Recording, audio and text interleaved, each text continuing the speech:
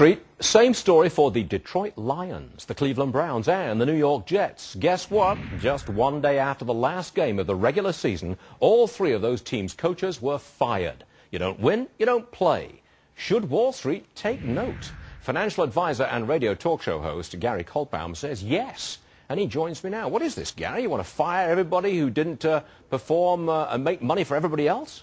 Well, let's just say, Stuart, if Wall Street were surgeons, we'd be all dead on the table by now because this was one bad year. I think, NFL's got it right. There has been so much, I don't even know what word to use from this year about what has happened on Wall Street and all of corporate America, about the misallocation of capital, the bad mistakes, the out-and-out lying and what I call criminal activity. But yet these people, they stay in their jobs, they get promoted in their jobs, and it's almost like a never-ending cronyism, and it just goes on and on, my friend. Hold on, Gary. That's not true across the board. We as individual investors have the freedom to sell a mutual fund whose manager has not performed well. We can take our investment account away from an investment company if they haven't done very well. I mean, we have the individual freedom and liberty to get out of what is not performing. We can fire a money manager.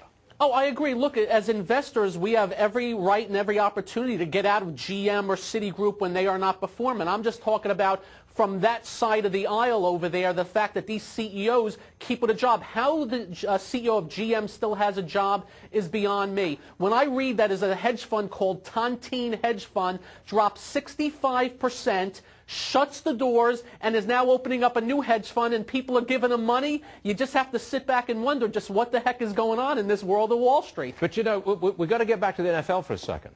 If you fire the manager, okay, from a losing team, there's absolutely no guarantee that next season you're going to have a winning team just by bringing in somebody new. You may have felt good about getting rid of the guy who lost. Doesn't mean to say you're going to win next year.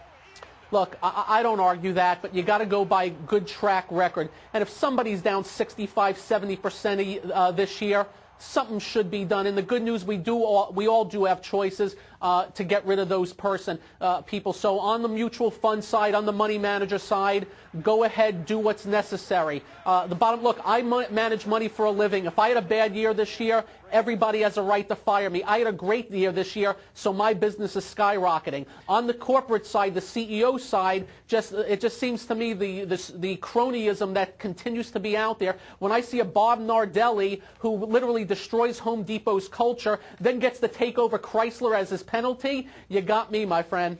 Well, yeah, but, you know, again, in defense a little bit here, you are playing the hand which you're dealt. And if you're a money manager, it was real tough to have been dealt the 2008 hand. Stocks are down, what, 40%?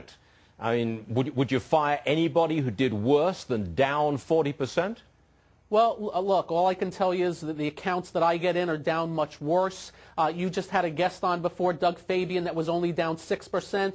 And you got to realize in this world of money management, we're all in competition with each other, and we're all out to do the best. And it's just a matter of whoever does best will win the day. If I was down 60%, I expect to lose all my accounts this year. I ended up flat to up this year, so business is skyrocketing. And you are correct. Everybody does have that choice, and that's the good news about the business. Wait a second. You were flat to up across the board, all your clients?